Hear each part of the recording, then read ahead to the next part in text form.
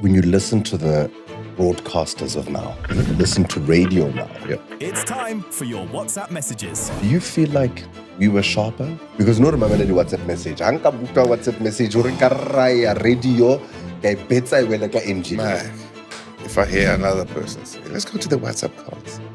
WhatsApp messages.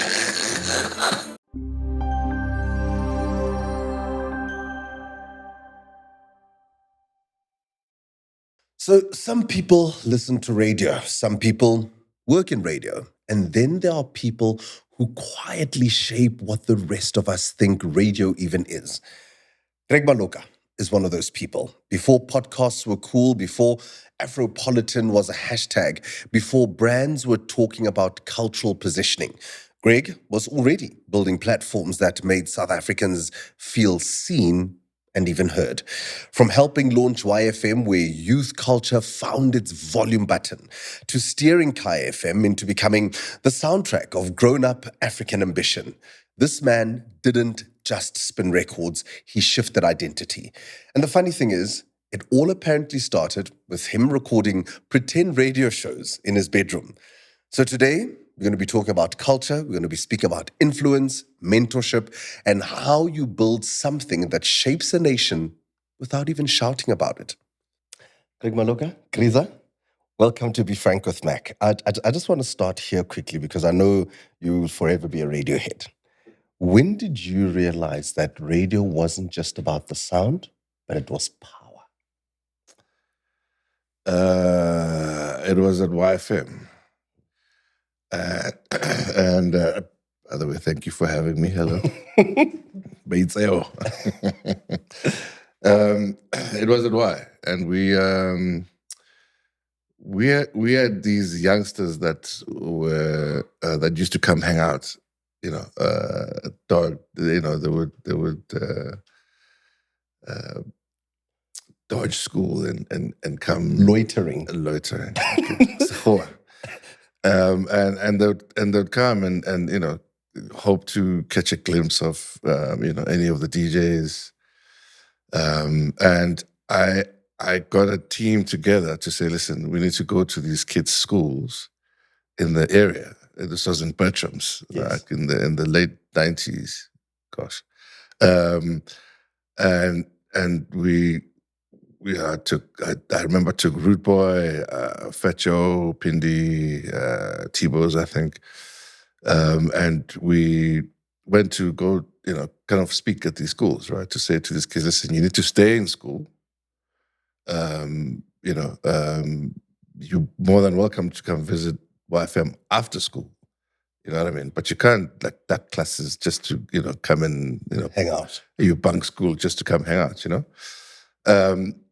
But in that space, we also kind of told them stories about ourselves, how we came up. And I was in this one class and I was telling a bunch of kids about just my upbringing and, just life, growing up in TK in Zone 1.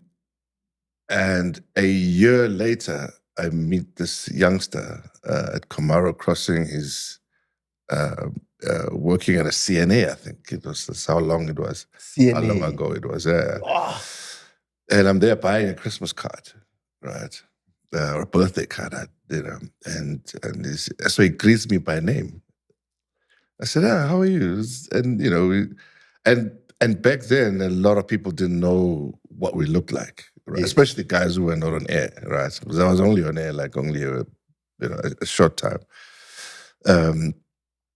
And he retells me the story that, the reason I'm standing here is you made me realize when you guys came to talk to us, and when we listened to you guys over the radio, you kind of taught us to be responsible, play our part. He says, I'm raised by a single mother.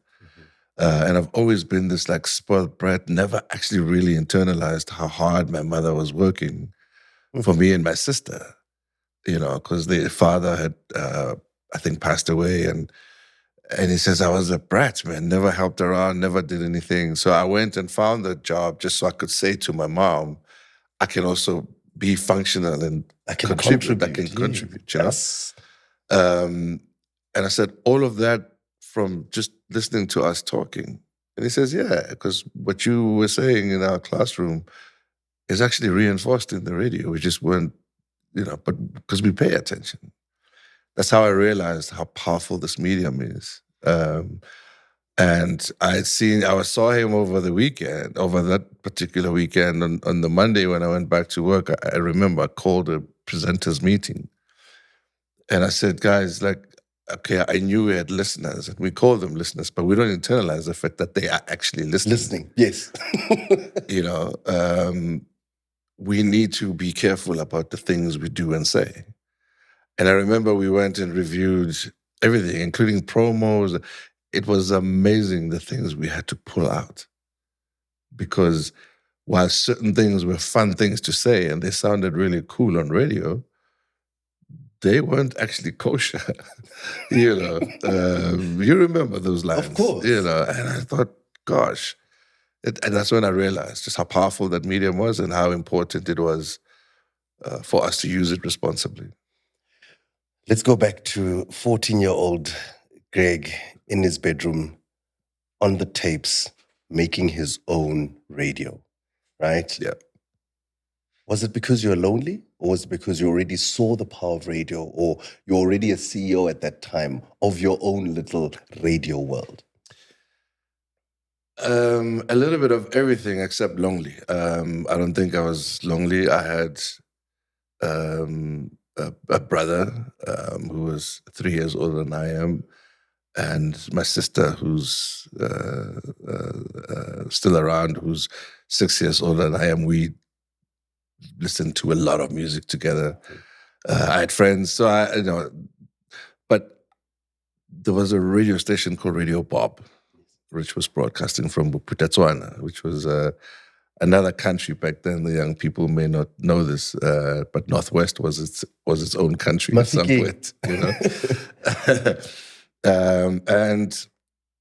and Radio Bob was just liberating for me, right? Because two things were happening around that time. One was that I had this uncle who was a very, it was a nuisance for security police in South Africa. He was a photojournalist. So, he had I refer to it as an interesting relationship with the apartheid apparatus. Yes. So once in a while he would have to skip, and at some point he had to kind of leave the country, and he found himself in New York,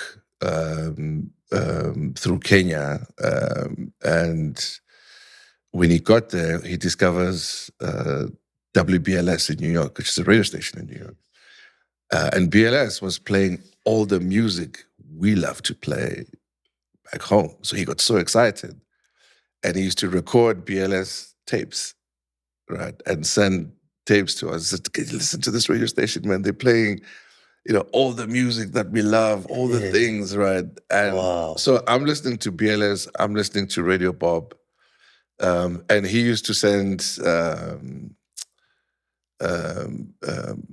magazines as well, So it'd be like a little box. It was like, media. Yes, with everything. Yes.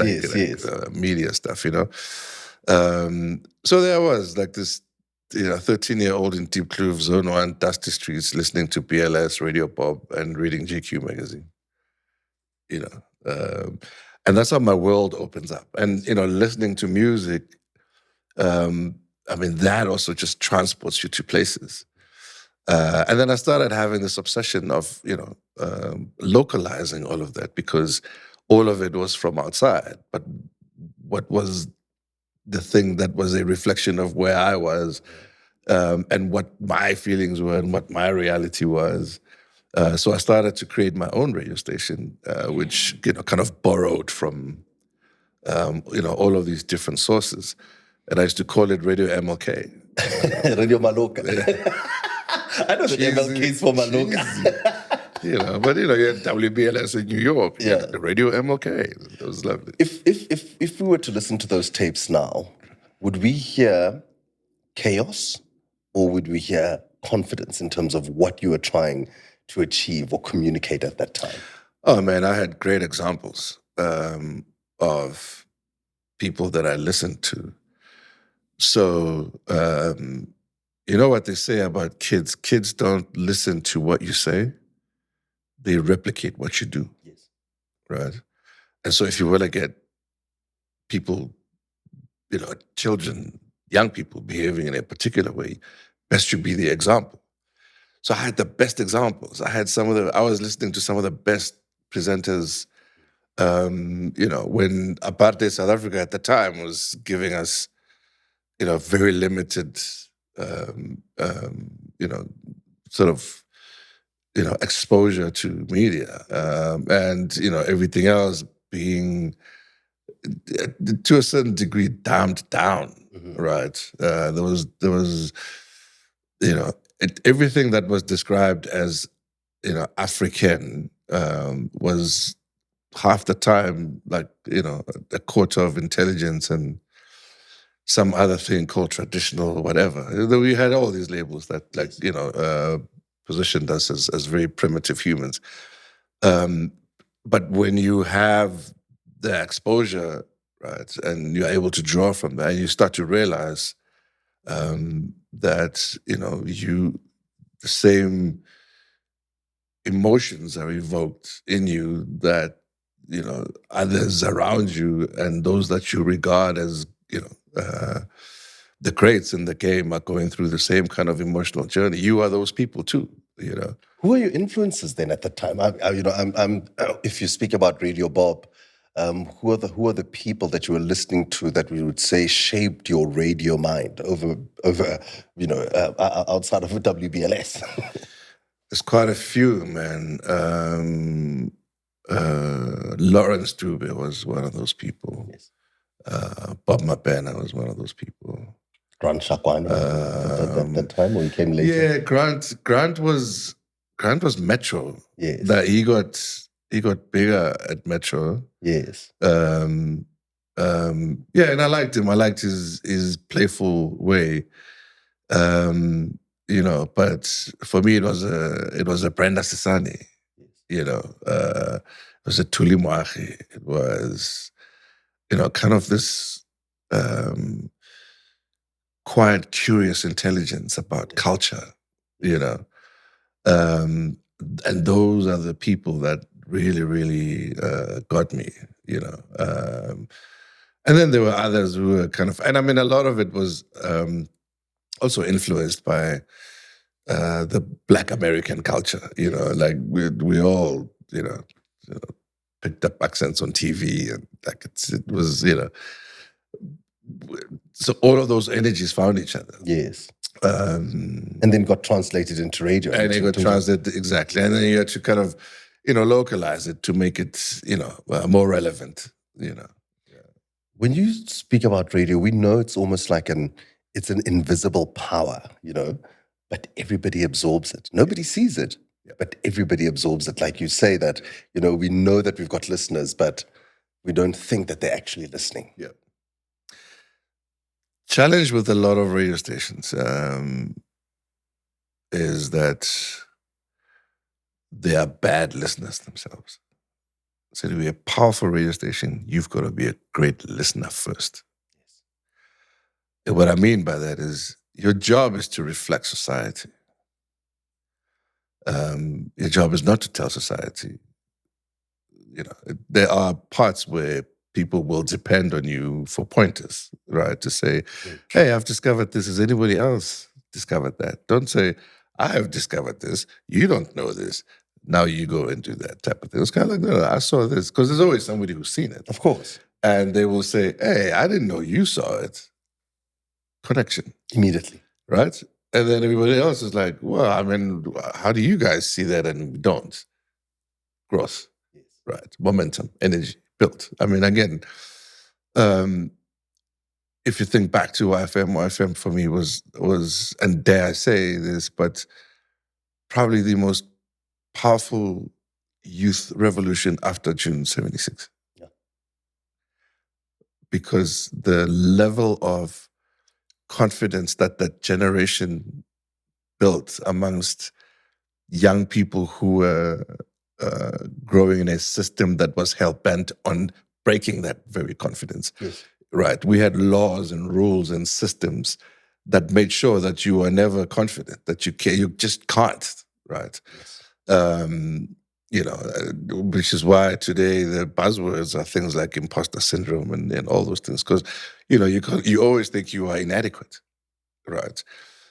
We had a system that created a thing where young Black people were perpetually beginning, right? Because we became The first of everything. obsessed with, we were the first, and it became a badge.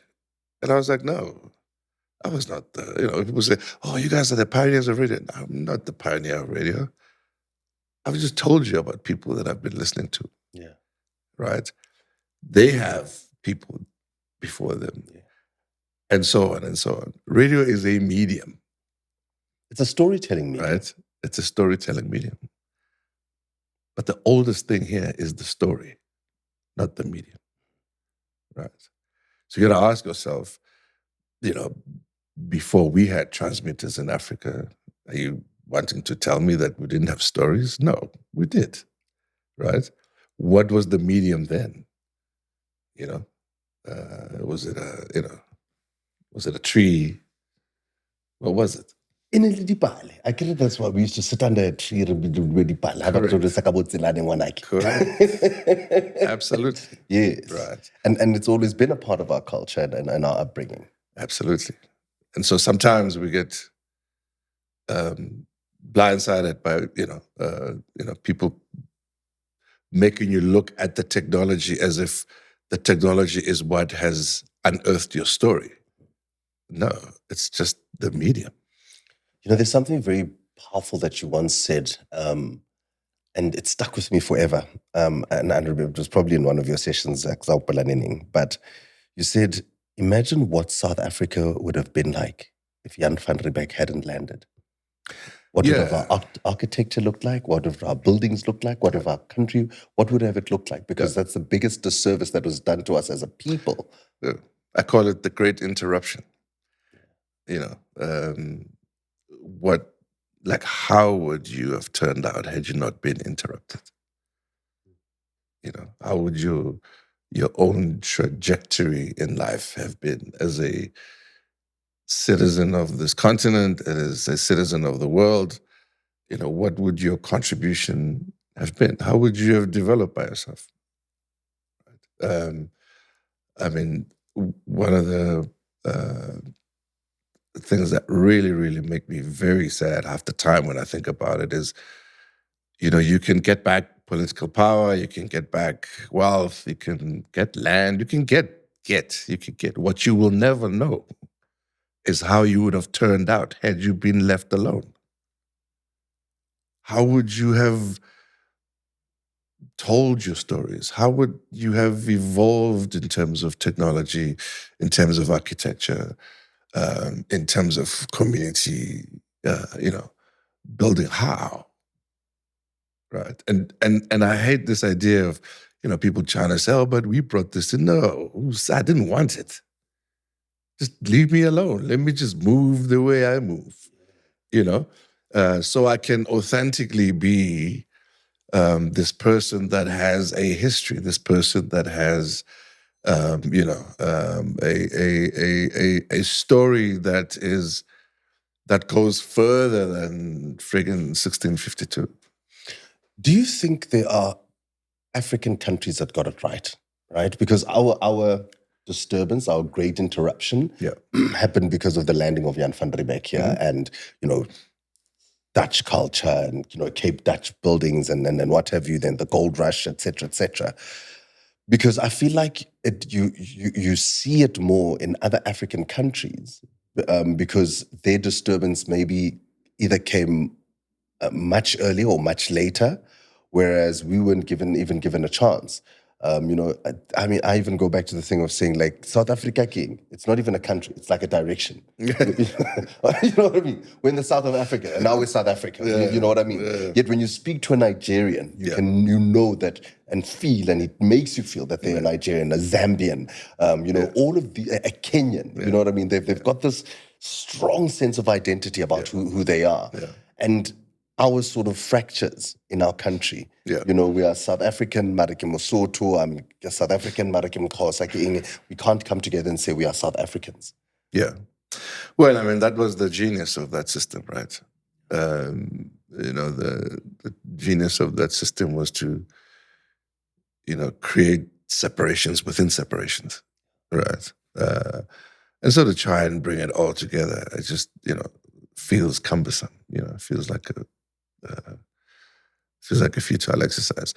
But you know, I don't want to sound pessimistic as well. You know, and so the great thing is we know what our challenge is, right? So the first thing about having a challenge is, do you know what it is, and are you working towards dealing with it, right? And have you got people around you, no matter who and what and how they identify, seeing the challenge exactly the same way? And are you all about, you know? So I often say to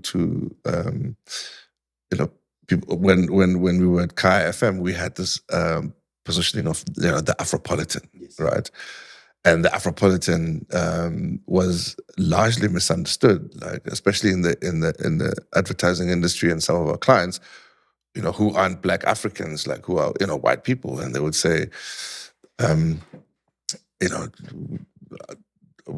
like, why are we not Afropolitan? Like, you know, and I said, Afropolitan is not about a bunch of guys in afros. If that was the case, I wouldn't even qualify. I don't have an afro. I mean, you and I wouldn't be Afropolitan. I said to them, does your heart bleed Africa?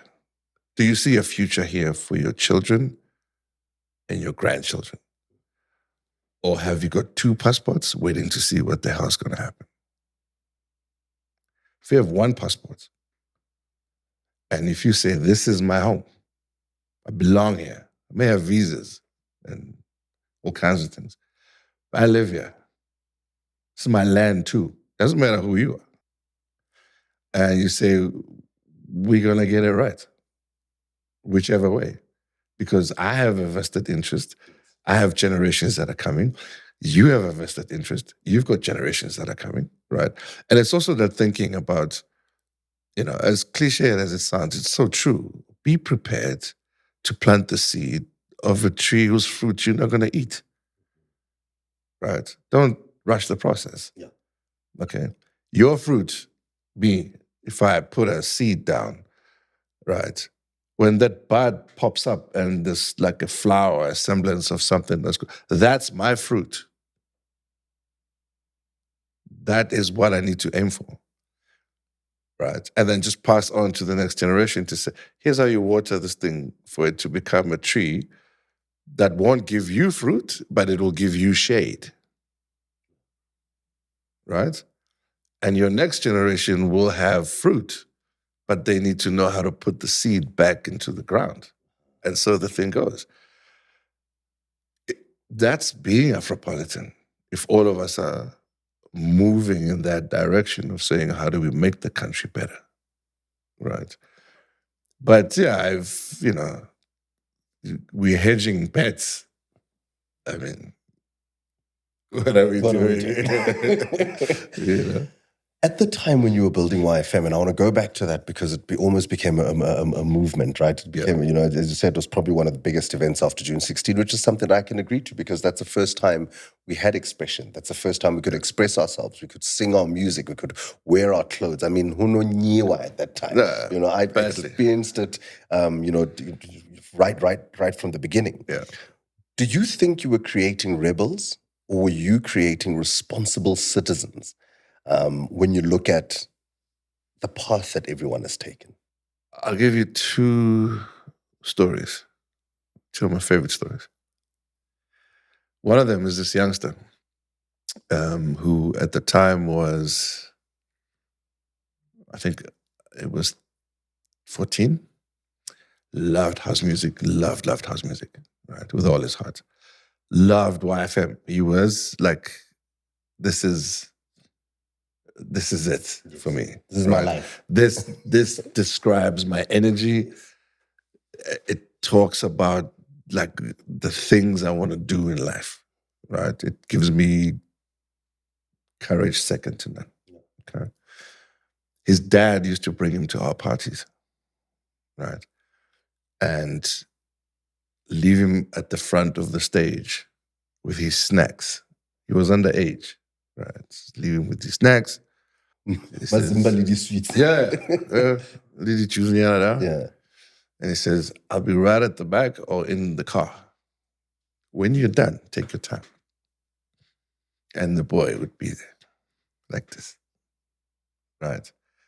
When they're driving to school, he's controlling the dial. When he's at home on the weekend, that's he consumed it, right? When he met his wife later in life, his wife bought him, surprised him and bought him tickets to a Louis Vega gig we were doing at Baseline. Whoa. I remember that gig. Right? It was Louis and the Elements of Life. Actually. Yes. Like, okay. Oh. Fast forward today, he's a CEO of a private bank, but like the best private bank in the country, according to Financial Times. Right? That's who YFM produced. That's the story you want here. Right? If you think about a young lady like Gugu Mfupi, who also, kind of was nurtured by that culture and, found her way, into media, into business. She's now probably one of the most powerful financial journalists in this country, right? She's from that culture, right? Think about hip hop as an industry. There was no such thing as commercialized hip hop. It was underground. Kids were listening to music at home, getting tapes from wherever. Very difficult to acquire. Similar story like house music, Yes, as an example, right? Only DJs had house music, had access to house music and so forth. YFM took all those cultures, blended them together when they actually lived separately, right? And not only that, we then deliberately used that platform to grow Kwaito, right? And put everything on the same level. What you don't realize at the time is the level of confidence that you are building amongst creators. And that's what you've got to do. You've got to ignite the creative spirit amongst young people and just watch what they do, right? The most number of companies in the entertainment industry that opened in the YFM era, whether it's a record label, an events company, PR agencies. If you think about, companies like Dreamcatcher. yes, Marang. Yes, if you think about, how even labels that were big became bigger, right? Yellow Records. They became larger, whether it was 999 or Galawa Records. Look at what Ghetto Rough did. Like that era of, YFM inspired Izo, and all these genres, Luxion culture. So if you think about fashion, right, in its broad sense, and today, you wear, Tsepo jeans, and you're like, it ain't a thing. But when you understand where that came from, Get to appreciate it. you get to appreciate it. Do you then now sit and then when you listen to the broadcasters of now, Mhm. you listen to radio now, Yeah.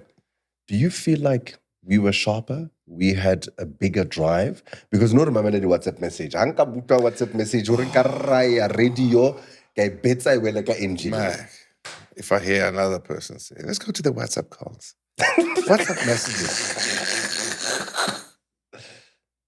No, man. No. Have a producer that scans the calls, that finds a caller, right, that you can talk to. Don't have to take 10 calls. Just take one great conversation. And again, some people will say, "I Luna, you behaving like curmudgeons, you know, like, you know, in today's world, it's, you know, it's WhatsApp messages, it's this and that." But even those WhatsApp messages must at least have something. That's why I say, have a producer cut the thing beautifully, because what you want is the message that the person is conveying. You don't want the ums, the arms, and the ams. If you can, like, get rid of all of that stuff, why aren't you? And in this day and age, it's much quicker, much faster with the technology. Correct. And what we have. Why aren't you doing it? Should be much better. We did it back in the day. We used to cut the thing and make it sound good, because you want the person, you know, to make their point. You want the person to sound good. You want your listener to sound amazing. You don't want your listener sounding like... Anyway. Would you say aging in media is brutal, right? Or is it freeing? We had a conversation just offline now where we spoke about being able to say no, being able to walk away from certain things, right? But we always, I mean, I'll always say radio will always be my first love. If I get an opportunity again, I'll go straight back into it. Yep. Right? But it's also being able to know when to walk away when you no longer belong and when you're no longer relevant. And it's probably more brutal to women than it is to men. Yeah. Again, we are victims of trends, you know. And it's such a sad story. I remember flying Iberian Airlines many years ago. We were flying to Spain. Ibiza. Ibiza. Ibiza. So we went to Ibiza. I remember it was the first time. Remember, these were young days, right? Yeah.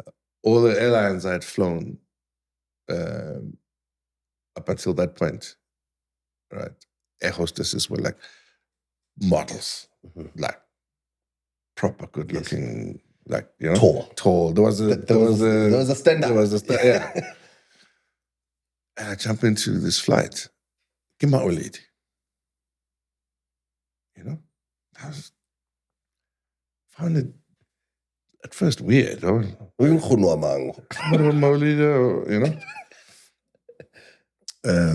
And then worse, never chicano, because I remember trying to say, one, excuse me, I can better meet or something. She was like, momento. And I was chicana, you know.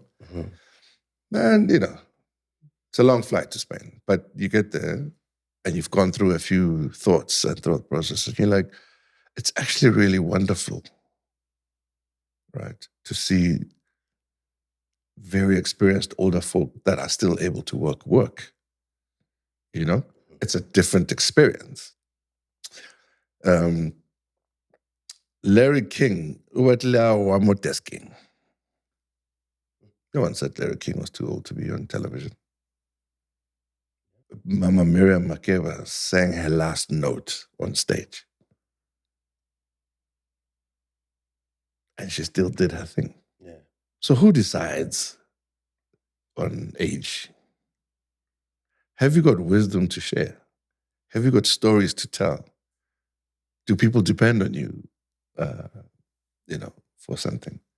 And are you able to still give all of that? And if you can, why not? You know, I remember when we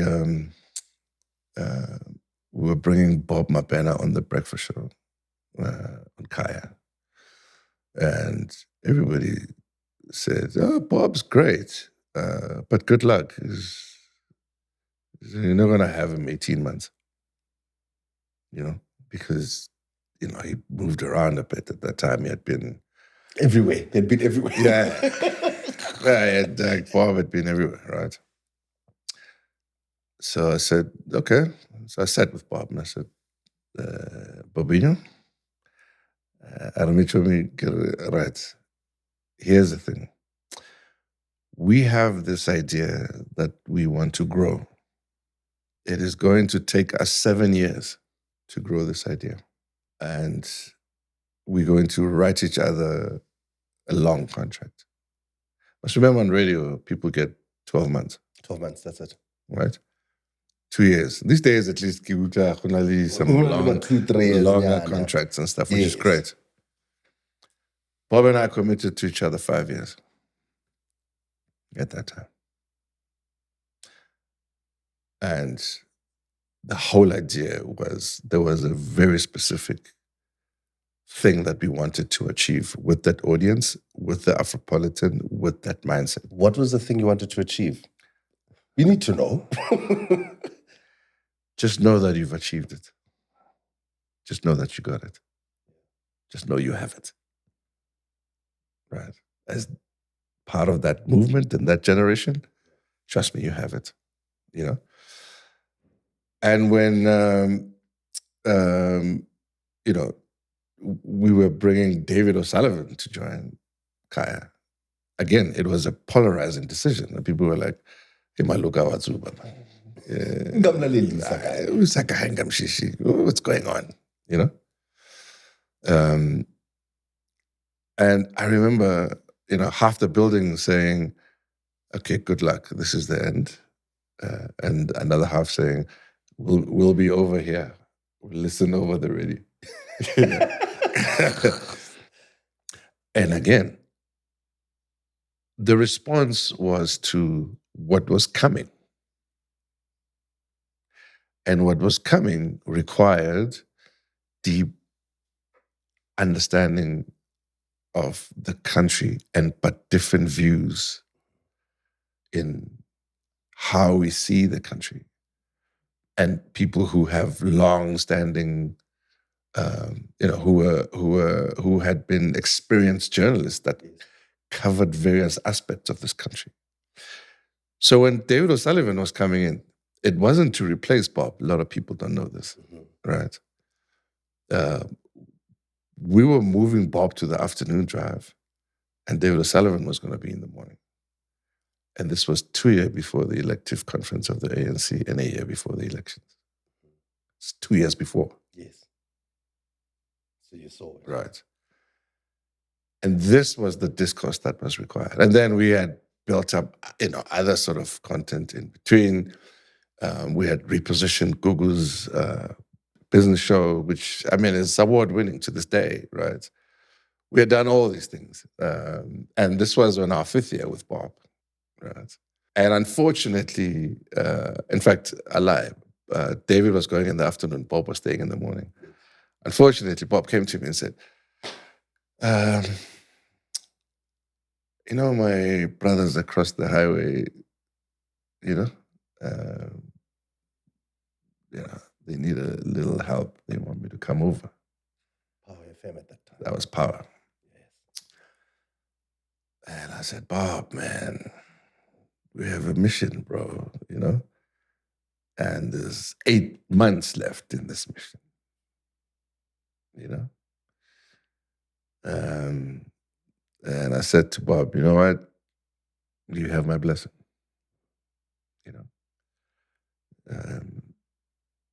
Go do your thing across. I'll figure out what we do here. Then I went to O'Sullivan and I said, yo, it's not afternoon anymore, check. It's now morning. And David, he was like, no. He initially said no, by the way. Yeah. He said, no, Greg, I can see what you guys are doing at Khaya, and I've watched, and you're this powerful Afropolitan positioning. I said, who says you're not? He says, oh, yeah, wait a minute, yeah, I'm like, as if, And had we achieved that, to this day, I think, wow, what would have happened, But again, things fall where they fall. Was leaving Khaya painful for you? How I left Khaya was painful. Leaving it, no, it wasn't. Because I resigned. You know? Yes. I said, thanks. A lot of people don't know that I actually resigned. I said, thank you. How was the problem for me, right? And,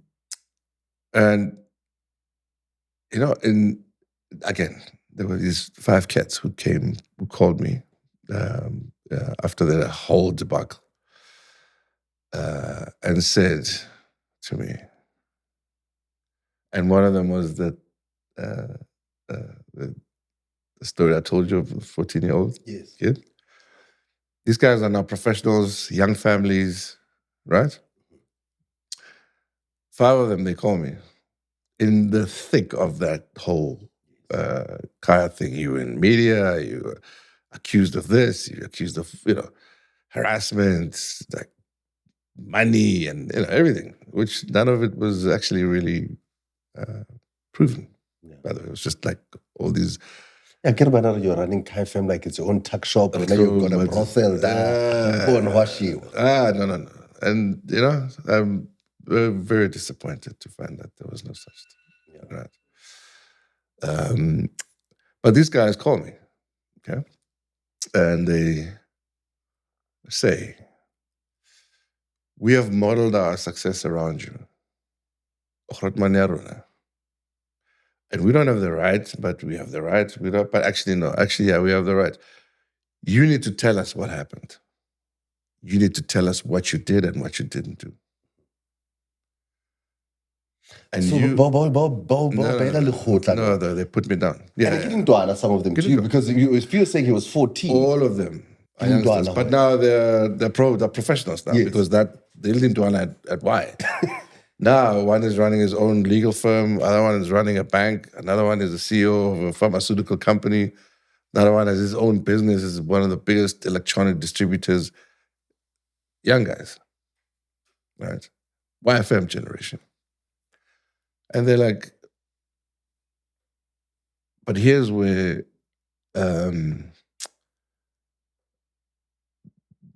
it just also like blew me away when they said, you also need to tell us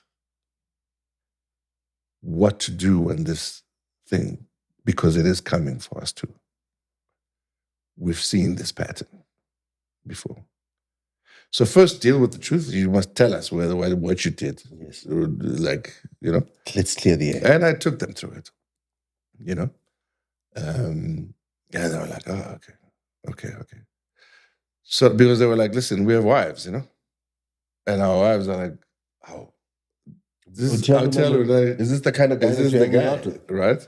Because everything falls apart when and let me tell you something, Mac. That was the best form of love I had ever received in that period. Ever. Because the world also turns its back on you, right? It blew me away. I blew me. I was like, there's something worth fighting for here. Yeah. And it's something different. Anyways, and we went through all of that. The whole campaign really was, to rubbish you and have you move because, people had other agendas. And none of it worked. In a few years, I was getting the phone call, right, to say, are you busy? Let me first say I'm glad men isn't radio. Because it'd be foolish, it'd be pompous, it'd be arrogant, it'd be a bad listener. That's what I think. If you were to host a Khaya FM dinner, who's sitting at the table?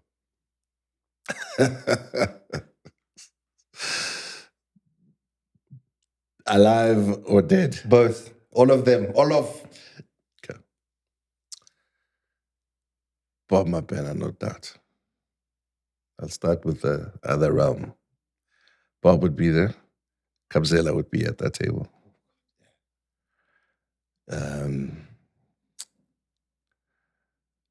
Dirk Hartford would be at that table. All right. Dirk Hartford was our CEO at YFM. Yes. Okay. And I know this is a Khaya table.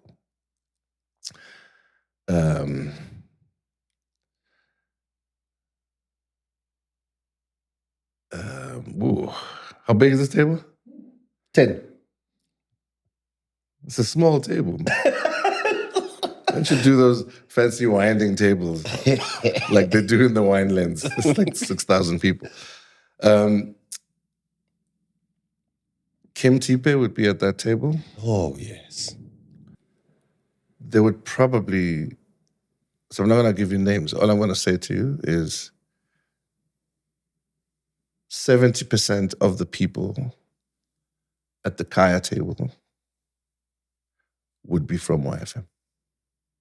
That's incredible. And 30% would be from Khaya when I was there. What kind of legacy do you think you're leaving behind, Greg? I don't think deeply about legacy. I don't want to lie. I think legacy is what society decides when you die. Yes.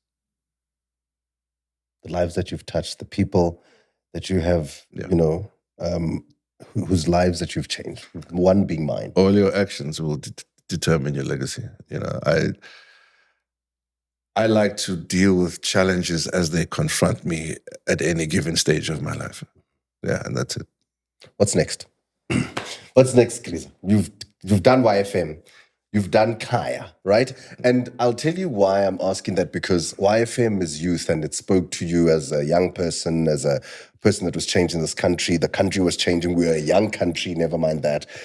The Afropolitan was us coming of age, knowing that we belonged in certain spaces, taking control of those spaces, owning those spaces, right? Mm-hmm. Now, what's next, Chris? Because you've been that true north for many of us. You've been the true north for the industry, so to speak. Yeah. So what is next? Where are we going? Because also at a time like this, when whether it be politically, whether it be this new generation, whether it be the woke generation or whatever, what's next? What comes after the Afropolitan? You've done the youth, you've done the Afropolitan. Now, Reagai. It's a very simple answer, MacG. Very, very simple. At least in my world. Yes. Back to the drawing board. And for me, the drawing board is back to young people. We've abandoned young people. We criticize them. We accuse them. We don't support them. We're scared of them. We impose our experience and how we were brought up on them. We just don't listen. MacG, if we did the things that we did with Y at the ages that we were, how dare we not trust young people today? Who are we? So, back to the drawing board, back to young people. We have to seek another revolution. And somebody's got to inspire that. And I want to play in that team that does that. Krisa, thank you so much. Thank you, brother. Thank you for... I'll see you at Jill Scott. Are you coming? Yes, I hope like Jill Scott to kill out child or Jill Scott. Yeah, okay. Yeah. Hey, I'm like Jill Scott, man. Is she still married? Oh, Ash. Thank you so much.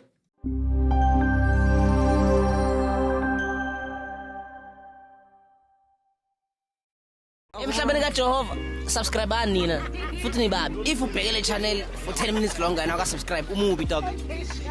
That's why bakuchithela ngoba awuna commitment, unama commitment issues. Subscribe lapho ngeke sizwe ngawo.